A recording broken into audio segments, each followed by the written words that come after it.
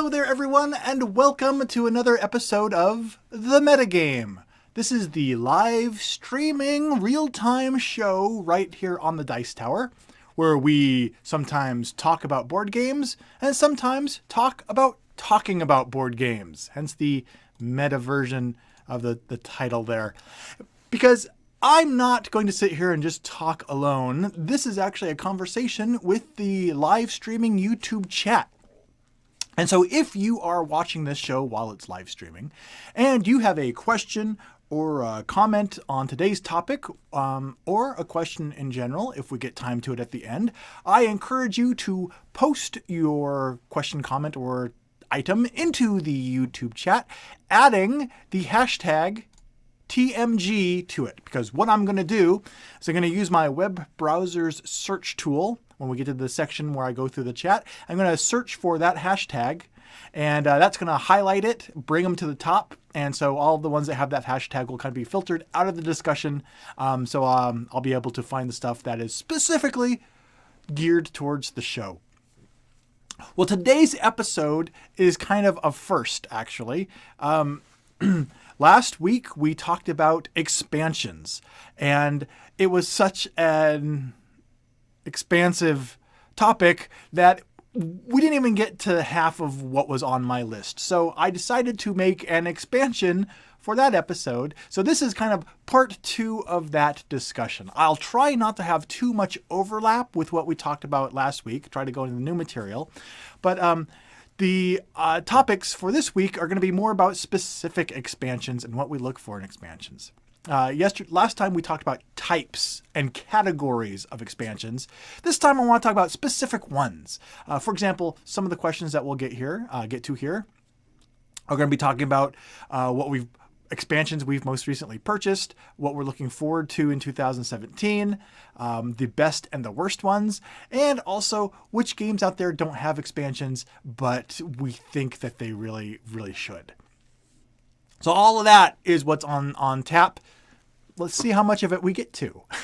So let's start out here. Let's start off just by talking about the expansions that we're looking forward to in 2017. Let's look forward to the year. I'm going to share I'm going to share the expansion I am looking forward to most this year. And while I'm sharing that, I encourage anyone who wants to give a shout out about expansion they're looking forward to, put that in the comments. And immediately after I talk about the one I'm looking forward to, I'm going to hop over to the comments and I will review and we'll discuss the ones that you guys are looking forward to. So let me just move a couple windows out of the way here. And if you guys watched the Google Hangout that was on the Drive-Thru Review channel earlier this week, I participated in a group chat with, I think, 5 other individuals, other YouTubers and content creators. And the item that was number 1 on my list of one of the top games I'm looking forward to this year, number 1 was the expansion I'm looking forward to most. And that... the expansion I'm looking forward to most, which hopefully being released this year, is the one for Zaya, Legends of a Drift System. The expansion is called Zaya Embers of a Forsaken Star. And let's see if we can get some images here about Zaya. Actually, I think there's even a close-up I preloaded. There we go. So what's neat about Zaya is what's called a sandbox game. Essentially, you have this galaxy that you are solar system galaxy that you are randomly building as the game progresses, and everyone starts with a little spaceship, but it's open-ended in that the players can go in multiple different directions. You can be an explorer, you can be a bounty hunter, you could be a pirate, you could be a shipping company, and each of those different ways of playing has an equal possibility of earning enough victory points to win. So you can go in all these different directions that you want. And so that's why I really like the sandbox environment of the Zaya system. Now, I've mentioned there's 2 problems that I have with Zaya. One is that if you play with like a full complement of players, 5 or so players, then the game can bog down between turns because players have so many options available to them on their turns. So there's a lot of downtime between turns. And I've heard that the expansion, I've heard a rumor, not confirmed, but I've heard a rumor that the expansion mitigates that and helps to do something to reduce that downtime. That is not confirmed, but that is the rumor I've heard, and I'm really hoping that's the case. And the other problem with Zaya is, I mean, Zaya comes with, pre-painted ships and tiles for the different planets and missions to go on. And the problem with Zaya, any game like that, is that even though it comes with all of that stuff, you end up just wanting more ships, more missions, more planets to explore, more things to encounter. And of course, the expansion addresses that by giving more of everything. It's one of those, like we talked about the categories of expansions last week. The Zaya expansion seems to be an expansion that's designed to just give more of everything. And so that is the expansion in 2017 that I am looking forward to most. That is the one. Zaya is one of my top 10, if not one of my top 5, maybe. I can't remember exactly where it fits in, but it is one of my top favorite games of all time. But it's one of those games also that would be even higher on my list if that downtime and some of the other somewhat clunky things you could encounter in the game could be mitigated. But regardless, even with those things, fantastic game, and I'm really looking forward to its expansion. Let's pop right over to the chat and see where people are at. We'll probably have a little bit of catching up to do here, but let's see if anyone has mentioned the expansions they are looking forward to so far this year. Let's see here. Okay. We're going to just start at the top here and work our way down. Starting, as usual, is typical, with frequent chat person presence, Kabuki Kid. Always good to see you, Kabuki. And Kabuki starts us off by talking about several games and their expansions and her experience with them. So let's kind of dig in here, see where the chat's coming from. Kabuki mentions Dune, saying that Dune is one of her favorite games of all time, and continues, but the expansions are honestly not that great, and even produced with different colored card backs so they stand out in the deck, and I hate that. Oh boy, that is certainly something that can kill an expansion. Excuse me. That's what killed Ascension for me. I got the base game of Ascension, like the first printing of it. I think they fixed this issue in future printings, but I got the base game of Ascension, enjoyed it. My wife enjoyed it. We played it a lot. Got the first big box expansion for it, and the cards were cut a different size. The card coloring was okay. The card stock was a little different though, and they were cut a little bit smaller. So when you shuffled up the deck, you could see where the expansions cards were in the deck, and it just with the differences in the card quality and the card size and the thickness, it actually was such an annoyance that we started to pass up Ascension, and it led to other games, and essentially Ascension eventually withered on the vine for us. So Kabuki, I can see exactly what you're talking about there, how that's something that I think a lot of publishers probably struggle with, because when you go and release an expansion several months or years later after the base game comes out, you got to go back and retroactively try and match everything as much as possible. And if you've changed printers or stuff, manufacturers, that can be a big problem. Now, I'm not familiar with Dune's expansions. So you mentioned that expansions are not that great.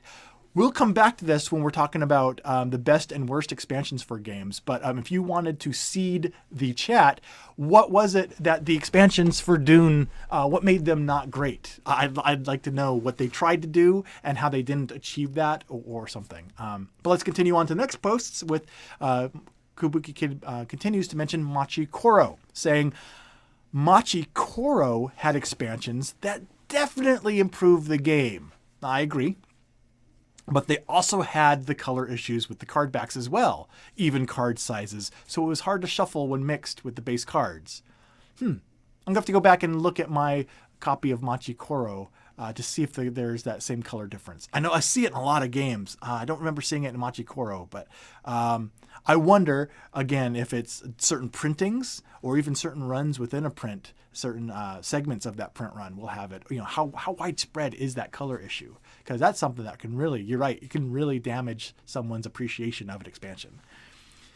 Kabuki finishes with, then you also have expansions like Pandemics in the Lab, which is only compatible with the second edition of Pandemic. So you need to buy a conversion deck to use it with the first edition, continuing with Grr.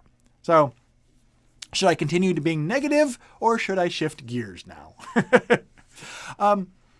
Wow, those are, so you got expansions that were lackluster, expansions with incompatible color and sizing and stuff, and also something that we haven't even mentioned yet before, expansions where you actually have to get a conversion kit to use them.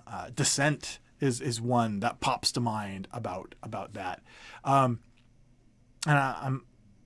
I'm wondering if Robinson Crusoe had a conversion kit for the first to second version of it. I cannot remember on that one, but I know Descent definitely did.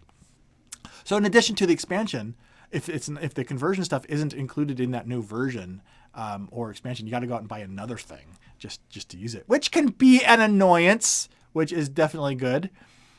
All right, let's see here. Let's continue with. Here we're starting to talk about the Zaya expansion. Kabuki again mentions that Zaya's expansion is one I am most looking forward to this year. Woohoo! We have a vote for Rebellion and Destiny, and Vagrant mentions, I'm excited for Cry Havoc to get an expansion. Oh boy, howdy, yes, the Cry Havoc expansion looks fantastic. It doesn't add new mechanics to the game. It just adds more cards and variety to the game, and that I already like. So yes, that's one thing that's really neat. The Cry Havoc expansion. Cry Havoc is one of those games that seemed to be finely tuned, and some people say unbalanced, but every time I've heard someone say this faction in Cry Havoc is unbalanced, I see someone else say that they won with that one, and a different faction is unbalanced. So there's this nice compromise in the balancing where everyone's upset, and sometimes that's what balancing and compromise takes. But to see more units and more cards to infuse a little more longevity into Cry Havoc, I'm really looking forward to that one too, and I'm hoping it's just the first of many expansions. I'm hoping that there will be more expansions for Cry Havoc down the road that follow that same vein. Okay. Federico mentions here the Haba Adventureland expansion is what I'm really looking forward to, but I will probably need more expansions after that one as well. Smiley face. Haba Adventureland expansion. I'm going to have to go and look that one up because I think I've heard it mentioned by Eric perhaps on an episode of the Dice Tower podcast, but I'm not familiar with it myself, but I think I've heard good things about that one. So the Haba Adventureland expansion, recommended by Federico, one for us to go check out. Thank you for contributing there. Let's continue on to the next person with the hashtag in their comment. David Troutman. David mentions, sometimes I find it difficult to decide whether to buy an expansion or just a new different game, especially if an expansion I'm looking at is comparatively more expensive. That is an excellent point about expansions, David. That's one of the things I've heard. One of the few, I don't even want to say negative, but I'd say maybe constructive critiques of Mansions of Madness. Mansions of Madness has received glowing praise from everyone that I know that has even gazed upon the game's box. The one little beef that people seem to have with Mansions of Madness is that its expansions, while being extensive and large and content rich, can be $50 or more. These expansions just for the game that add a few more stories and characters and such, as much, if not more, than buying some new games. So David, I can totally see, specific examples of some, current popular games that fall into that same problem. I'd like to know, how do you decide? Do you like round robin, go back and forth, like expansion game when you have to make that purchase decision? Or do you just kind of go with your gut feeling? Is it whatever's available or released first? Because I know that is, especially with more games on the market and those games getting more expansions and expansions getting more extensive, I know it's an issue that more and more people are running into, trying to decide what to do, what to spend their money on.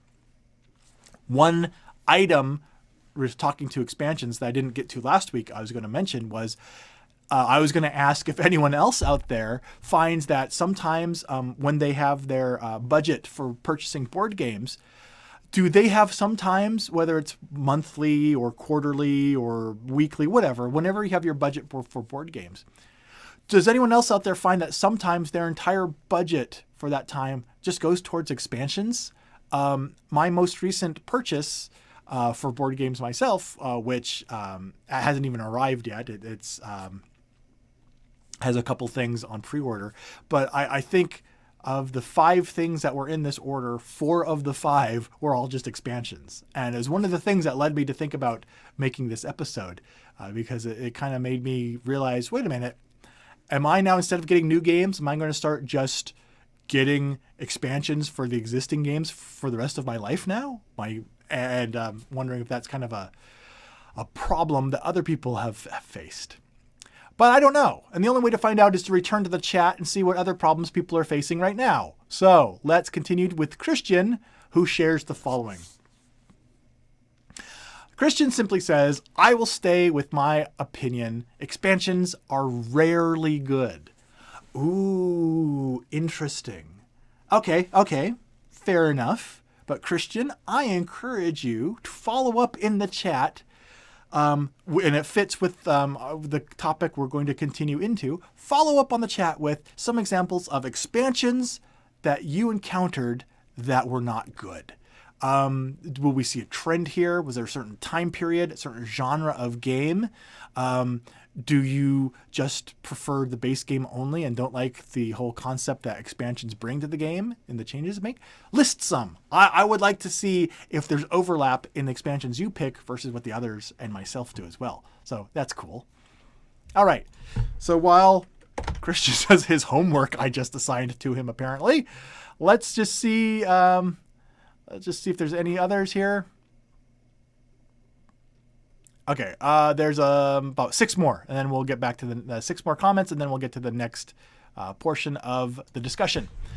Kabuki continues with, I know of 2 upcoming expansions for Terraforming Mars that are apparently coming out this year, but I heard there are 2 more coming after that as well, for a total of 4 planned expansions. Wow.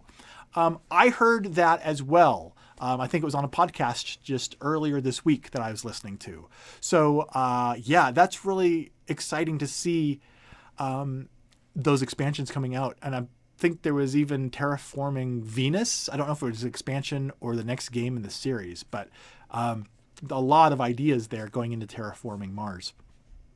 And that one's really interesting to me because Terraforming Mars, that's still a recent game.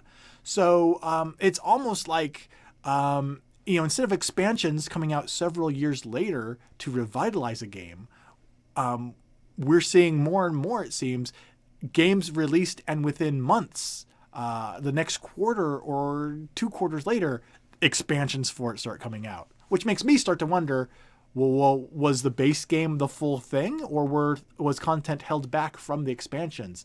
Or did you just have too much to put into the base game? Makes me wonder, do I want to give them the benefit of the doubt, or do I want to launch an internal conspiracy theory in my mind as to why these expansions are coming out so soon after the game's initial release? I waver back and forth on that. But Terraforming Mars is an excellent game, and I'm looking forward to seeing what it brings to the table in its expansions as well. Okay, here's the little cluster of other comments, and then we'll go to the next item on the list.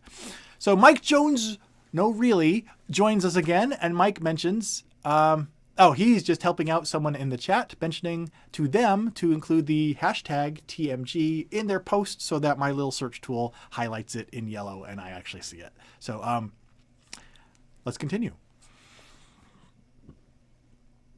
Okay, we have Trevin, who joins us, to say to us, follow up on Machi Koro, saying that I got Machi Koro Bright Lights Big City, which has the expansions built into it. Reworking a game to include the expansion is new to me. I was going to ask about, from my understanding, Machi Koro Bright Lights Big City, in addition to reworking the game and including the expansions, it also has some previously unreleased content in it, doesn't it? At least to the North American market. I believe that there's enough stuff in Bright Lights Big City that it's worth, if you're a fan of Machi Koro, it's worth considering getting if you're looking to be a completionist and get all the content, which is another thing we talked about last week. So correct me if I'm wrong there. Because I believe that Machi Koro Bright Lights Big City has more new stuff in it that we haven't seen, in addition to some recycled stuff. But if it's all recycled stuff, let me know, because I would hate to steer someone into buying that and having them make that unfortunate realization if they were looking for new stuff. Kabuki talks about Robinson Crusoe here, following up. Clarifying, Robinson Crusoe has an upgrade kit if you have the first edition, if you want the new rule book and the new bits, but the game is fundamentally identical. Okay, so that was more of a cosmetic, instructional, and component upgrade. It was not adding a twist or revisions to the gameplay. Thank you for the clarification on that, Kabuki. I appreciate it as always. Sren mentions perhaps an expansion that Sren is looking forward to this coming year is Revenge of the Microwave expansion. I will beat this game. I will beat this game and getting a microwave that fits. And I promise you that I will bring all of you along for the ride to help you share in the thrill of victory in completing this side quest that apparently I've unearthed. So, more to come on that. No news today, but yes, 2017, it's the year I win that game, and I'll share my victory with you guys. For now, let's continue on with Mike Jones, who says, as long as you buy expansions for the same version, you don't need a conversion kit just to buy... question is a little backwards here. As long as you buy expansions for the same version, you don't need a conversion kit just to buy expansions for Descent, do you? Good question. Correct. I believe they drew a line in the sand, and everything first edition is compatible with itself and everything. And everything second edition is all compatible and a little microcosm. The conversion kit is essentially if you want to use the first edition's content with the second edition. That's really what the conversion kit is designed for. So it's, and again, that's been several years now. I don't think there's any first edition stuff out there on the market, really. So it's not something that you're going to accidentally run into when you're buying stuff for Descent. I think it'd be kind of more obvious, and you'd know it if you saw it. So hopefully that helps clarifying that with Descent. Okay, let's get back to the next item on the list here, though. We talked about expansions we're looking forward to in 2017. Hey, this is the next thing I wanted to cover in the chat. I was just curious, what is the most recent expansion that everyone has purchased? We talk about the future and what we're looking forward to a lot. Well, let's turn this on its head a little bit. I'm just curious, stopping right now and thinking about your board game collection. What is the most recent expansion that you purchased? I brought a visual aid for myself. The most recent expansion that I purchased actually was the Experimental Meds expansion for Pandemic the Cure. I got to play this just last weekend. Was that last weekend? Wow, it's been a long week. And I wanted to show what the Experimental Meds expansion adds to it. And I have a follow-up topic on that. Experimental Meds, I have it in its own little baggie here so it doesn't mix and mingle when introducing this to new players. It has lots more a whole deck there of new people to use. And their dice. So you can see there 1, 2, 3, 4, 5, 6, 7, 8. 8 new characters worth of dice. And there's also new events and things in here. Stickers that you will need to put onto several, the 2, the 4, and the 5, which add purple to it, because there's a whole new disease, a purple disease that gets added to the game, which behaves differently than the other diseases. Pawns for the characters. And this whole new set of green and yellow and white dice, which I believe are for something called hot zones that you can add to the expansion, that change the behavior of the different little continents that you're working with and make things even more challenging to you. Now, there's a couple of things about this expansion I wanted to point out. This expansion, I've been very pleased with it so far. Whoops. Because it obeys the laws of gravity and comes with so much neat stuff. There's a lot of content and a lot of replayability in this expansion. At the same time, though, this was one of the more expensive expansions, from my personal point of view, that I'm willing to invest in, depending how excited I am about the game, I guess.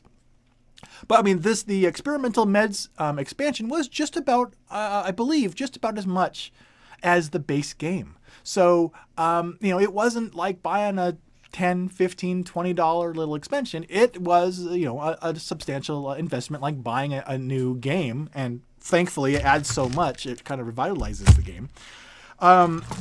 One thing that I did notice about this expansion in particular, though, is the original base game, the little player sheets, player reference cards, are actually tapered on top. They have a hole punched in them. They're shaped like little lanyard badges, like a medical professional would have, which everyone always thought that is just a cool little nice touch. Well, the expansion, the player cards don't have that anymore. They are not tapered on the top. They don't have the punch. They don't look like a lanyard thing. It's just cosmetic. It doesn't affect the gameplay at all. And maybe it's so that they could get it to fit in the whole little pack of cards without having to make 2 packs of cards or, have them get bent during shipping or something. But it was just a little touch, talking about cards being different sizes or the card backs being different colors. This was a different instance we ran into where the expansion changed the format of the player reference cards, which, again, I don't like the expansion any less, but it was a little bit, everyone that has seen the expansion that I know has commented on that and has been a little bit disappointed in it. So that's kind of sad. But the other thing I wanted to mention about this expansion is you will notice the stickers aren't on the game yet. The pack of cards hasn't been opened yet. Why is that? If I like this expansion so much, I went out and got it and got a chance. Actually, it arrived and I got to play The Cure last weekend. Why isn't this cracked yet? Well, that's the other problem with expansions that I've run into that I'm wondering if other people run into. We've talked about expansion overload a little bit. The expansion came in and we sat down to play the base game and we realized it'd been about a year or so, year and a half maybe, since we had played The Cure. So we actually needed a refresher course. We had to play the base game again to get a refresher course on how to play, to bring it all back to our memory. And then after we played our refresher of the base game, we realized we were out of time. And so shelved it to add in the expansion next time we get together. But is that a problem that other people have run into where you get the expansion for a game and you realize we got to play the base game again at least once to kind of get a refresher before we can add in this expansion? And it's almost like having a birthday present sitting there on the table looking at you wrapped in a bow and nice paper, and you have to eat your plate full of vegetables before you can open up that Christmas present. which used to be a birthday present, but you've had to play the base game so long by eating your vegetables that now it's Christmas time instead of your birthday.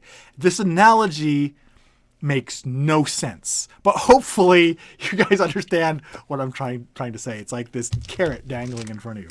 Let me get this out of the way though, so I don't spill it all on the floor. And actually that Pandemic the Cure is the second most recent expansion that I've purchased. The most recent one I got actually earlier this week, which I got because of a request to do a video. And so hopefully within the, if you are tuning in, you'll get a sneak peek at what's coming up. I went and got 77 ways to play Tenzi expansion because you guys demanded it. So I started my year with the Dice Tower reviewing Tenzi, and I think I'm going to bookend that by ending my year for 2016's Kickstarter with the Dice Tower by reviewing its expansion. So thanks for requesting that. Okay, let's get back to the chat though. Let's see where we left off in the chat, and let's see what you guys have purchased most recently and which expansions people are finding willing to get. Okay. We have here where we left off. We have Toyota who joins us again to apparently twist the shrimp fork into my neck by mentioning the microwave. The microwave wars, and in all seriousness, one of my favorite expansions is the ones for A Touch of Evil. Well, thank you for segueing off microwave to an actual game. Yes, A Touch of Evil. I believe that Jamie Keggy of the Secret Cabal podcast really enjoys A Touch of Evil. I think that's the one. Maybe it's Last Night on Earth. It's one with the photographs of people. But I've heard really good things about A Touch of Evil. I haven't played A Touch of Evil, but I've heard it's fun. And I've heard that expansions for it, like you mentioned, are really good. So there's kind of a second opinion, kind of an additional thumbs up for those. Anyone who's wondering, the A Touch of Evil and its expansions, 2 endorsements there worth checking out. But Toyota continues to say that a disappointing one has been the expansions for Aliens Encounters. Oh, really? Oh. I'm not familiar with this expansions, but I did know that some came out. I did not realize. I actually haven't heard anything about those. So that is interesting. A disappointing expansion for you has been the one for Aliens Encounters. Again, as always, I would love to have a follow-up comment, either in the chat or in the YouTube video after it goes live. What made it disappointing? Was it the art? Was it the mechanics that added to the game? Was it something else? We'd love to know why, just so we kind of know, see if we see any trends or anything, and just because I'm curious. Toyota continues, though, with concluding, I am looking for hopefully some expansions to Captain Sonar and hopefully some new stuff for Arcadia Quest. I believe that there is Inferno and Inferno expansion for Arcadia Quest, which has got to be coming out by Gen Con, I believe. I don't know the exact date, but I've been kind of following it, waiting. So yes, I believe there are more expansions for Arcadia Quest coming. I'm looking forward to them as well. And also Captain Sonar, which is the 2 to 8 player game, which is like an elaborate game of Battleship for gamers. It's a fantastic game. That would be an interesting one to see an expansion for. That actually might segue into the last part of this discussion, which hopefully we'll get to. Wondering, a game that doesn't have an expansion, what would make a good expansion? What would we need to add to Captain Sonar in that expansion? Because Captain Sonar seems to be one of those tight games that I can't think of what we would add. But I'd love to see what your guys' ideas are for adding to Captain Sonar. So let's continue on, though, in the meantime, with Brian. Brian mentions, I think I might be looking forward to the Jamaica expansion the most, as I think it'll add some interesting new choices. I agree. And that's one. Jamaica is a nice racing game.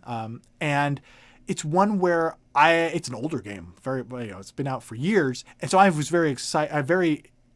surprised to see an expansion mentioned for Jamaica. But a lot of people, including myself, even though it was a surprise, are really excited about it to see what that adds. Because I could see there being room in Jamaica to add a few more little wrinkles and tricks up its sleeve. So I'm looking forward to that one too. Good pick there, Brian. The Jamaica expansion, definitely one to keep your eye on this year.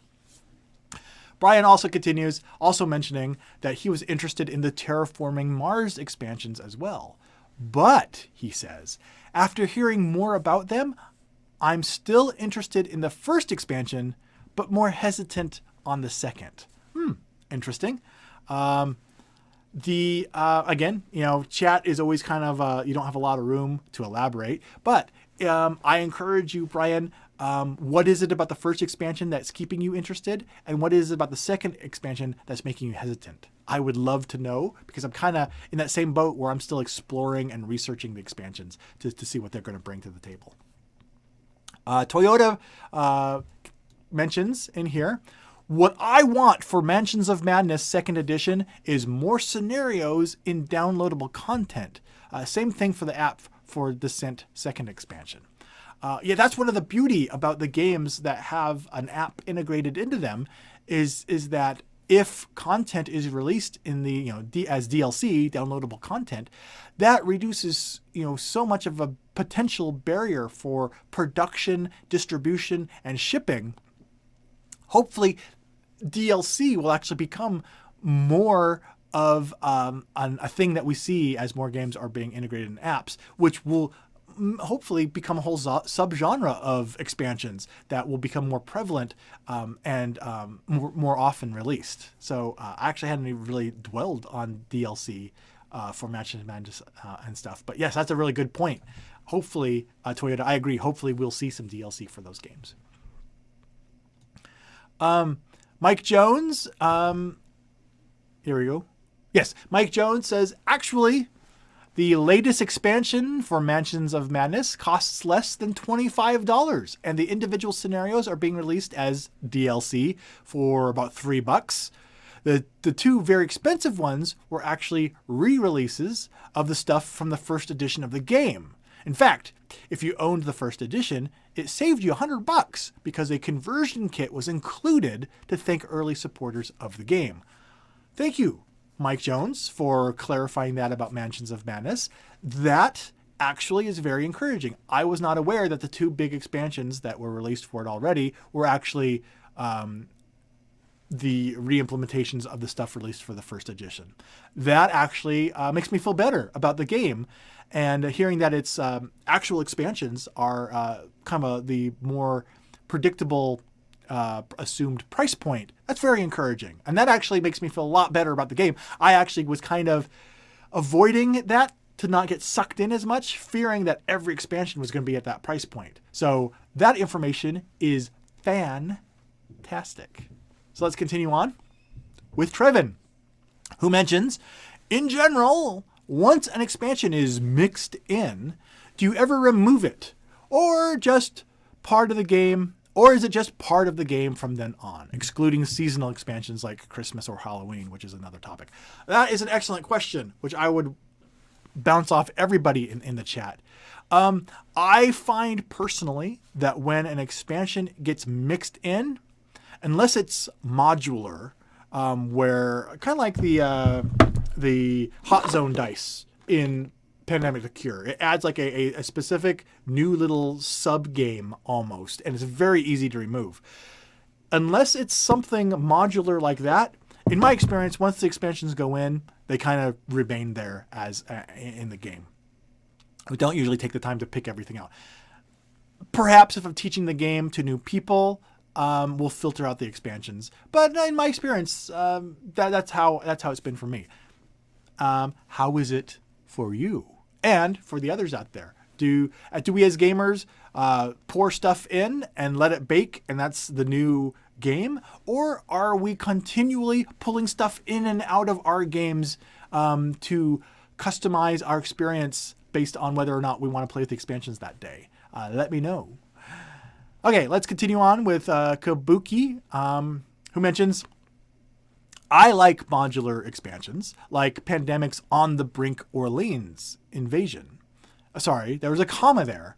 I like modular expansions like Pandemic's On the Brink, comma, Orleans Invasion, or the new Bang the Dice game one, where you just add what you like to spice up the game. That is actually neat. It would be interesting to find a list somewhere, I'm sure one has to exist, of expansions that are designed to be modular, and to see how common a practice that is in expansions. Because it does seem like that's something I'm hearing crop up more and more. Expansions produced purposefully to be modular in their design. So there's at least 3 that Kabuki mentioned. Let's see if Mike Jones mentions any in his. Oh, wait, here, this is follow-up to Mansions of Madness. Let's... Kabuki also just finished by saying that the Zaya expansion is apparently modular. So, cool. Because worst thing in the world is when you get an expansion, you add it in, and it just overwhelms you as well. It's another issue with expansions. Trevin asks, are the seasonal expansions, like Christmas ones, actually meant to be played, or are they just meant to be purchased as gifts during the holiday? That's a good question. Speaking as someone just coming in out of the blue, I would hope that they were meant to be. I would hope that they're meant to be actually be played. They're seasonal, which means they might be. They might seem weird playing a Christmas expansion in June, but I would hope that any content produced for a game that's billed as an expansion is actually worth playing enough that the gamers want to continue playing it, even if it is seasonal. So yeah, that's actually good, because every now and then it seems like stuff that's produced to be seasonal is sometimes a lower quality, gets diluted a little bit sometimes, at least in my experience and in my opinion. So I'm wondering if other people have had that same thing. So when someone creates something that's seasonal, that actually has as much flavor to it as the base game, that's always really encouraging to see.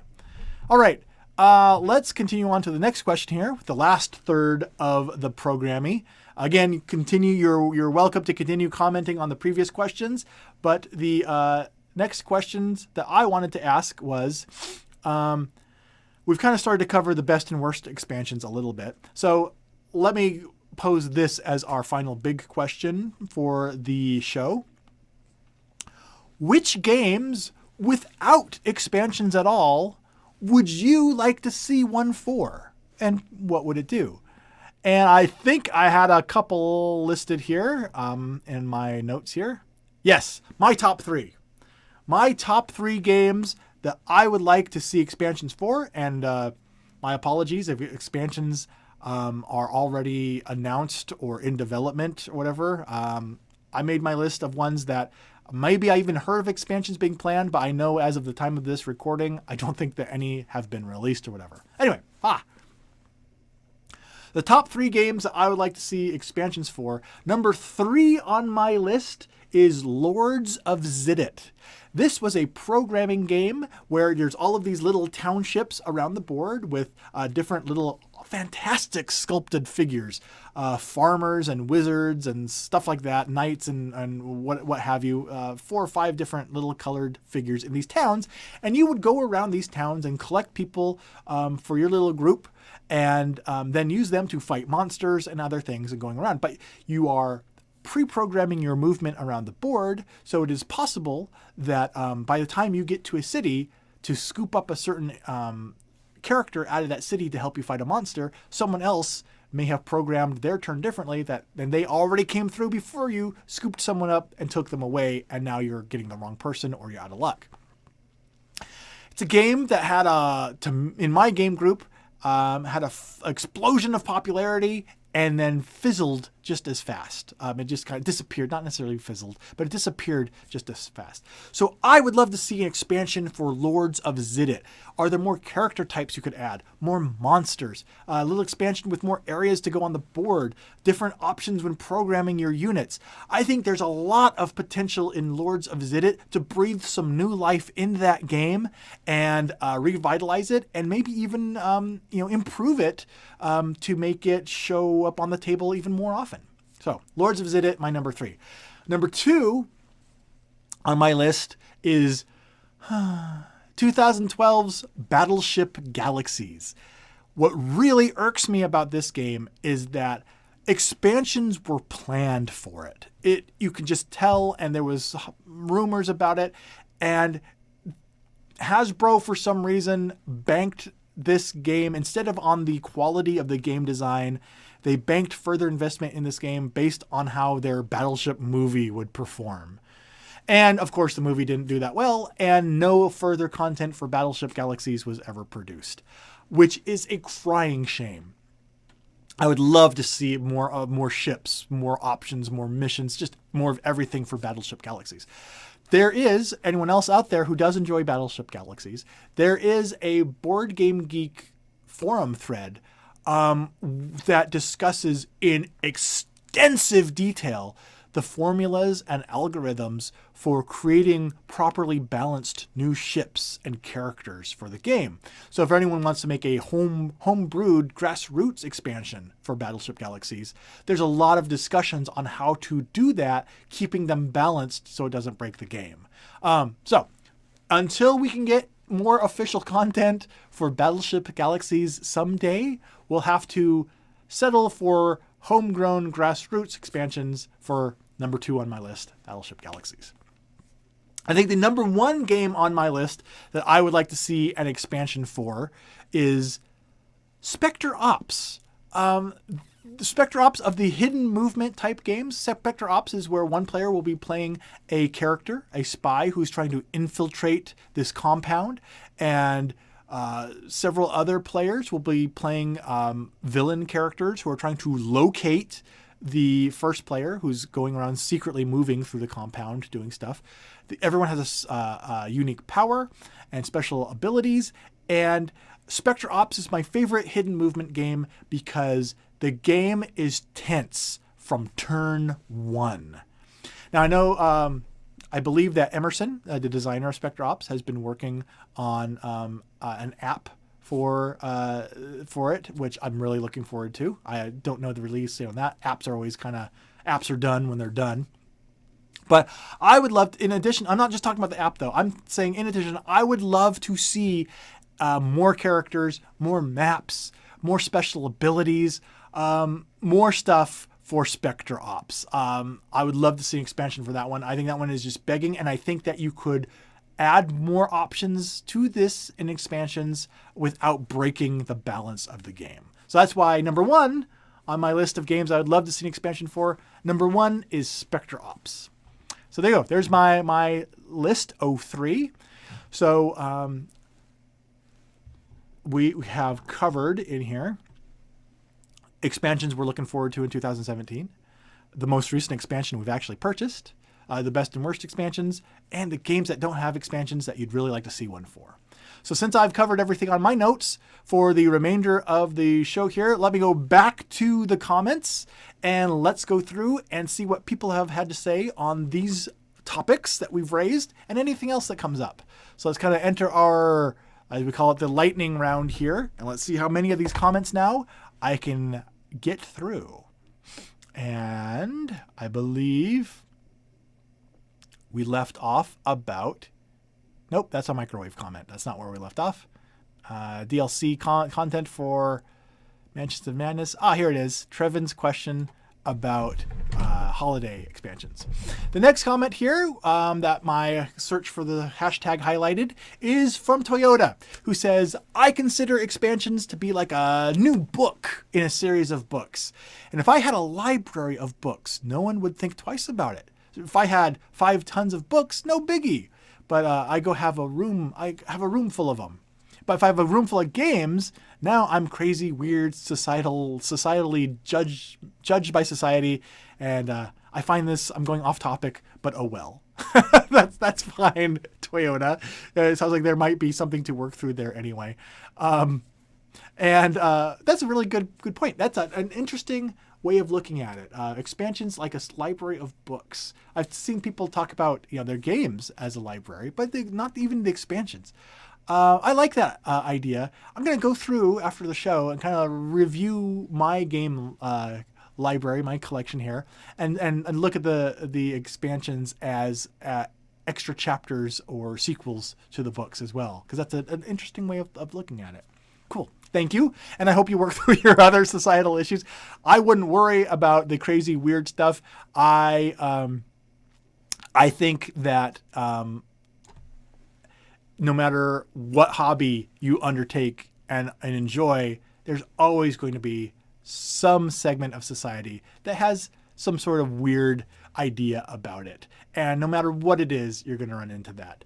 And the best thing that any of us can do is do what makes us happy. And that's all that matters, really, when it comes to a hobby. So I hope that helps. But anyway, now I'm getting off topic as well. You've dragged me off topic more than if I had gone into a microwave discussion. So let's continue with David. David mentions, I still haven't bought Pandemic State of Emergency after playing Pandemic Legacy because I was interested in it, but I might get Iberia instead because of how expensive State of Emergency is. That's a really good point. Sometimes Pandemic is an excellent example of that. Pandemic has so many expansions and so many standalone versions of the game. If you have, if you're trying to work these games into your budget, Pandemic is an example where you could just say, well, do I want to buy this expansion or do I just want to buy this other standalone Pandemic game? And you have those options with Pandemic. That is crazy to see a game with that many iterations and expansions where that's even possible. And I wonder if we'll see any other games, Catan might be one, that rise to that level where those type of options are available for them. So that's... I can't think of any other games other than that, though. But that's a really interesting dilemma that the industry has created for ourselves, isn't it? Let's go back to Trevin, who mentions, my wife loves Dominion, but she didn't like Intrigue. I think that it was the OR cards where you choose which action you want. It's very different from the original, but I have hopes for the others. That's a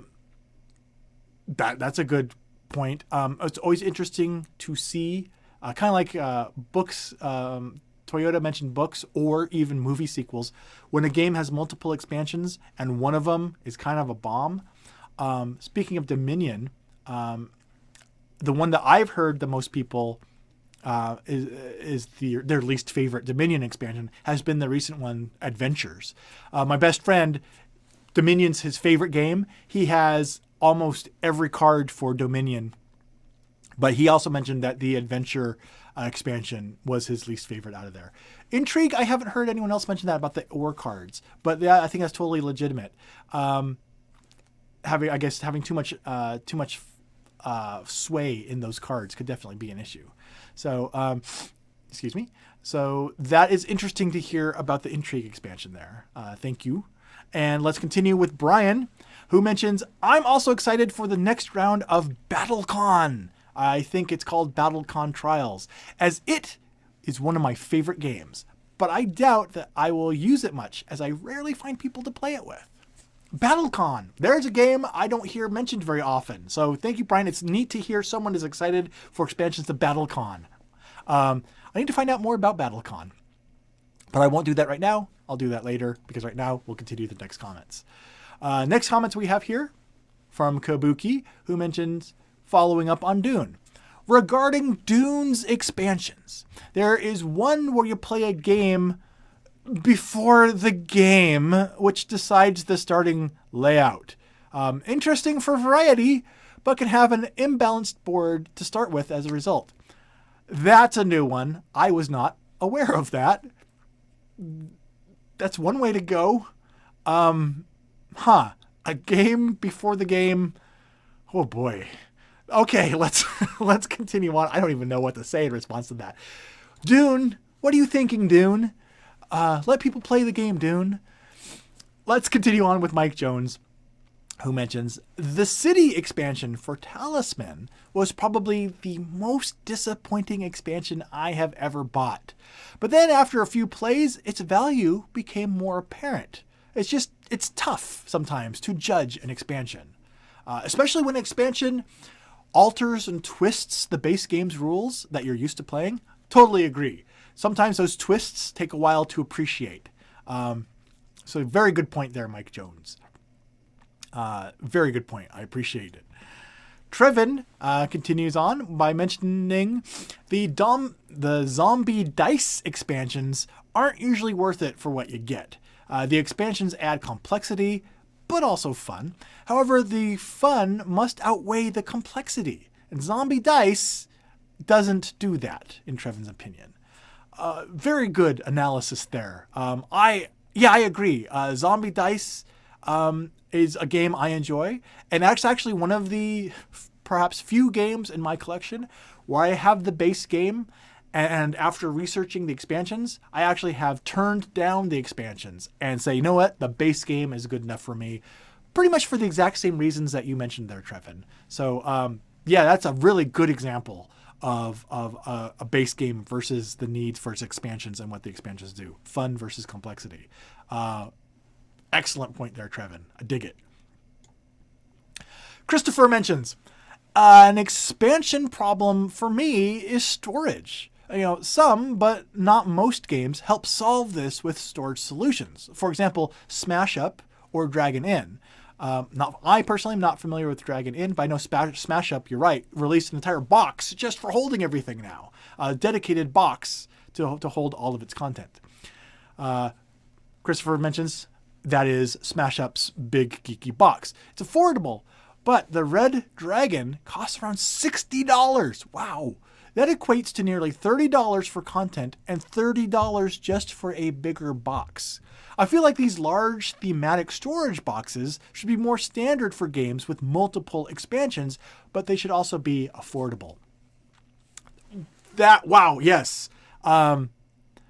Those expansions like that are storage solutions, aren't even necessarily more upgrades or components, or might come with a small upgrade, but are those storage. That's a good point. I wonder, based on like the big geeky box and such, and what you mentioned about Red Dragon's expansion box being $60, makes me wonder if there is a niche industry, like we've seen for inserts and things. Is there a niche industry just waiting to happen of resized game boxes that, of course, couldn't have the same branding and logo as a base game for copyright and trademark reasons, but are, so like for Suburbia, to fit all of Suburbia's expansions, maybe someone creates a box that's a slightly different size that either, takes out all the empty space so stuff fits on your game shelf more, or increases the space to fit all the expansions. That's called like, City Builder or something, or, Urbania, Ruralia, something like that. I wonder if there's a whole niche industry of storage solutions, boxes, cardboard boxes that are designed for a specific game as expansions come out. I wonder if there's a whole niche industry for that, just waiting to happen. And Christopher, that thought would not have crossed my mind if it wasn't for your excellent comments. So thank you. Let's see if I can get through this last cluster here before we run out of time. Kabuki mentions the Other Dune expansion. The Other Dune expansion adds Uber leaders and weird one-on-one combat system, and that's the expansion that I like the least. Thank you for fleshing that out about Dune, Kabuki. I'm glad that we got to wrap that up before the episode ended and didn't leave us hanging. Toyota asks, achievement unlocked, microwave acquired? Soon, my friends. Soon, that achievement will be unlocked. Christopher also followed up on talking about the boxes, saying shelf real estate is a real issue with gaming and numerous expansions. I agree. I think I've mentioned before, I got to the point where I have slowly been filling out the my shelves, and I kind of came to the decision, well, my wife helped me come to the decision, that when these shelves are filled, that is as big as my game collection needs to be. And as stuff comes in, old stuff's got to come out. And I've reached that point now. Just last fall, reached that point. So if this niche industry started to happen where games that have just too much dead space in the box, we got new, branded boxes, especially for that game, to reduce the size on our shelf while still having a nice branded game box specifically for that game on our shelf, I would have to admit I'd be tempted to do that because it would save real estate in our game collections. So I would be interested in seeing that. Another thing that I'd be interested in seeing is more of the comments, but unfortunately we are out of time. So I'm going to grab what we got, paste it into a doc, and review it after the show. But further discussion on this or other topics is going to have to wait until our next episode. Until that episode, I encourage anyone who hasn't already to go and stop by the Pair of Dice Paradise and Dice Tower YouTube channels and click subscribe to stay up to date on any other board game news and reviews and commentary videos such as this one that are published on those channels. And while you're out there floating around on the internet, hitting random follow and subscribe buttons, be sure to follow us on Facebook and Twitter as well to continue the conversations there. Because until the next episode, those are the places where the conversation is going to have to be continued. So until that happens and until our next episode, I want to thank everyone for coming by and giving contributions to the conversation to keep things going. I always appreciate it, and I'm always excited to see what you guys come up with and where the conversation leads. I've been Chaz Marler, along with the YouTube live stream chat, playing the metagame. Until next time, I'll talk to you then. Bye-bye. Thanks so much for watching the Dice Tower videos. Find more great videos and reviews, as well as our top-rated audio podcast at Dicetower.com. You can also find other great shows at Dicetowernetwork.com. I'm Eric Summerer, and you've been watching The Dice Tower. The Dice Tower is sponsored by Cool Stuff Inc., where you can find great games for great prices. Cool stuff in stock. Check them out at CoolStuffInc.com.